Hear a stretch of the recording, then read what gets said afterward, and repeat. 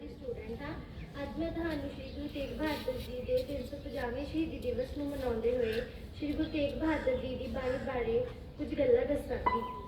ਧਰਤੀ ਉੱਤੇ ਜਿਸ ਵੇਲੇ ਮੋਹ ਮਾਇਆ ਦੇ ਬੱਦਲ ਛਾਏ ਹੋਏ ਸਨ, ਲੋਕ ਅੰਧਕਾਰ ਦੇ ਜਾਲ ਵਿੱਚ ਫਸੇ ਹੋਏ ਸਨ ਤੇ ਮਨੁੱਖੀ ਮਨ ਜ਼ੁਲਮ ਕਾਰਨ ਹੀਣਤਾ ਵਿੱਚ ਡੁੱਬ ਰਹੇ ਸਨ, ਉਸ ਵੇਲੇ ਅਕਾਲ ਪੁਰਖ ਨੇ ਗੁਰੂ ਨਾਨਕ ਸਾਹਿਬ ਦੀ ਜੋਤ ਸ਼੍ਰੀ ਗੁਰੂ ਤੇਗ ਬਹਾਦਰ ਸਾਹਿਬ ਜੀ ਦੁਆਰਾ ਬਾਣੀ ਦੀ ਰਚਨਾ ਕਰਵਾ ਕੇ ਭਟਕਦੇ ਮਨੁੱਖ ਨੂੰ ਸੱਚ ਦੇ ਰਾਹ ਤੋਰਿਆ।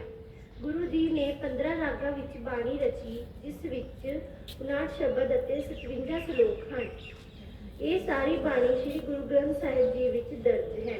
ਰਾਗਾਂ ਦੀ ਵਿਭਿੰਨਤਾ ਦੇ ਬਾਵਜੂਦ ਗੁਰੂ ਜੀ ਨੇ ਰਾਗਾਂ ਦੀ ਪ੍ਰਕਿਰਤੀ ਨਾਲ ਭਾਵ ਦਾ ਸੰਬੰਧ ਜੋੜੀ ਰੱਖਿਆ ਹੈ। ਗੁਰੂ ਕਾਲ ਵਿੱਚ ਸੰਗੀਤ ਹੀ ਸੰਚਾਰ ਦਾ ਪ੍ਰਮੁੱਖ ਸਾਧਨ ਸੀ ਤੇ ਭਾਸ਼ਾ ਦਾ ਕਾਰਜ ਵੀ ਕਰਦਾ ਸੀ। ਗੁਰੂ ਜੀ ਨੇ